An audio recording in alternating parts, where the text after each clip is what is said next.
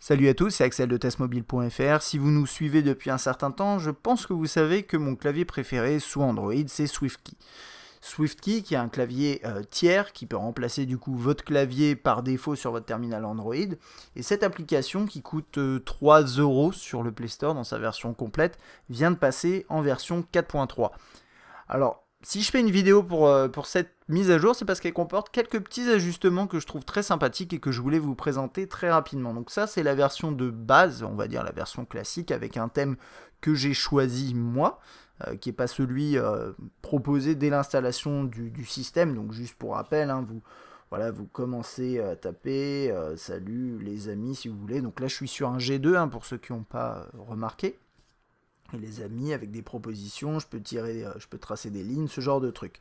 Dans la 4.3, le gros changement, c'est la possibilité de vraiment plus personnaliser la disposition du clavier et le rendu du clavier. Vous restez appuyé ici et vous avez ça. Vous avez déconnecté du dock qui sur un écran de cette taille-là ne représente pas beaucoup d'intérêt. Mais bon, je vais quand même vous le montrer. Voilà, vous pouvez le déconnecter.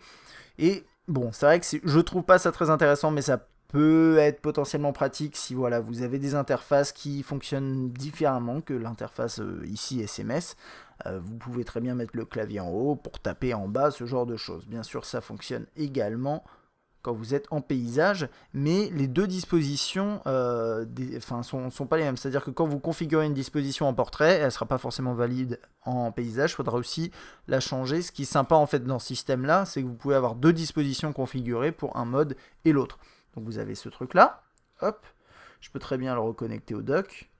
Si vous trouvez que le clavier prend un peu trop de place sur l'écran, ce qui est tout à fait possible, vous pouvez faire redimensionner, vous pouvez très bien le mettre plus gros. Voilà, si vous avez du mal à lire, je sais pas.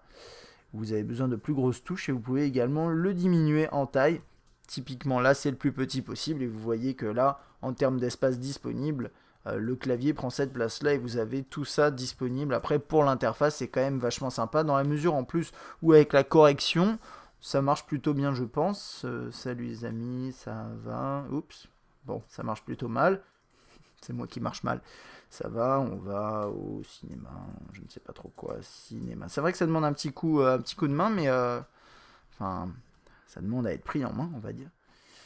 Et voilà, ça c'est pour la taille ici. Bon, je vais le mettre dans cette dimension-là. Ensuite, on a le mode standard. Le mode qu'ils ont appelé tactile, qui est un peu, je trouve étrange comme nom, mais ça en fait, ça divise en deux. Alors ça, c'est surtout optimal pour les tablettes. Et c'est vrai qu'en mode tablette, vous avez vos doigts des deux côtés et c'est plus pratique. En mode portrait, je trouve pas ça pertinent. À part si vous avez par exemple un Note et que vous trouvez ou un Mate ou un appareil comme ça ou un One Max où l'écran est quand même très large, si vous mettez comme ça peut être sympa. Ça c'est aussi utile je pense en mode paysage. Voilà, comme ça vous avez vos pouces qui n'ont pas besoin d'aller chercher super loin les lettres. Je sais pas, c'est pas mal, je pense que c'est une bonne idée. Et vous n'êtes pas obligé bien sûr de l'utiliser. Hein. Toc.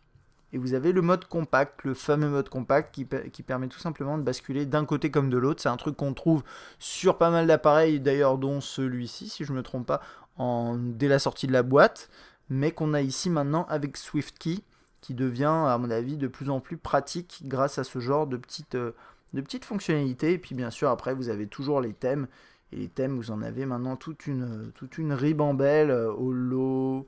Des thèmes violets, bleus, blancs, dans tous les sens. Donc ça c'est vraiment sympa. Si vous avez besoin d'un clavier optimisé pour la taille de votre écran, bah là maintenant avec SwiftKey vous pouvez ajuster ça. Et je trouve ça bien. Il y a une version de démo si vous voulez essayer qui est valable je crois 30 jours. Donc n'hésitez pas à télécharger là, ça vous plaît pas, vous n'êtes pas obligé de la garder ni de payer quoi que ce soit. Donc ça c'est, voilà, je trouve que c'est pas mal cette petite version 4.3 de SwiftKey. Si vous avez des questions, n'hésitez pas.